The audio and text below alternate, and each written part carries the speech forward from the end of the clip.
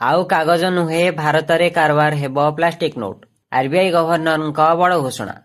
ତେବେ ସୂଚନା ଅନୁସାରେ ଆରବିଆଇ ଗଭର୍ଣ୍ଣର ସଞ୍ଜୟ ମାଲହୋତ୍ରା ଘୋଷଣା କରିଛନ୍ତି ଯେ ଭାରତୀୟ ରିଜର୍ଭ ବ୍ୟାଙ୍କ ଦେଶରେ ପଲିମର କରେନ୍ସି ନୋଟ ପ୍ରଚଳନ କରିବା ପ୍ରସ୍ତାବ ଉପରେ ବିଚାର କରୁଛି। ମାଲହୋତ୍ରା କହିଛନ୍ତି ଯେ ଏହି ପ୍ରସ୍ତାବ ବର୍ତ୍ତମାନ ପ୍ରାରମ୍ଭିକ ପର୍ଯ୍ୟାୟରେ ରହିଛି। ସୂଚନାଯୋଗ୍ୟ ଯେ ପୂର୍ବରୁ ମଧ୍ୟ ପ୍ଲାଷ୍ଟିକ ନୋଟ ଆଣିବା ପାଇଁ ଚେଷ୍ଟା କରାଯାଇଥିଲା, କିନ୍ତୁ ସେତେବେଳେ ଏହି ପ୍ରୟାସ ସଫଳ ହୋଇପାରିନଥିଲା। ଭାରତ ଫେବୃଆରୀ 2012ରେ ଦେଶରେ 5ଟି ସହରରେ ପ୍ଲାଷ୍ଟିକ 10 ଟଙ୍କିଆ ନୋଟର ଟ୍ରାଏଲ କରିଥିଲା, କିନ୍ତୁ ଏଟିଏମ୍ ଏବଂ କ୍ୟାସ୍ ମେସିନଗୁଡ଼ିକ ଯୋଗୁଁ ଅନେକ ସମସ୍ୟା ଦେଖାଦେବାରୁ ଏହାକୁ ବନ୍ଦ କରିବାକୁ ପଡ଼ିଥିଲା। ପଲିମର କରେନ୍ସି ବା ପଲିମର ବ୍ୟାଙ୍କନୋଟ କପା ବଦଳରେ ଏକ ପତଳା ନମନୀୟ ପ୍ଲାଷ୍ଟିକ ସବଷ୍ଟ୍ରେଟ୍ ପ୍ରସ୍ତୁତ କରାଯାଇଥାଏ। ଏହି ନୋଟଗୁଡ଼ିକ ବାଇଆକ୍ସିଆଲି ଓରିଏଣ୍ଟେଡ୍ ପଲିପ୍ରୋପିଲିନ୍ ମାଧ୍ୟମରେ ତିଆରି ହୁଏ।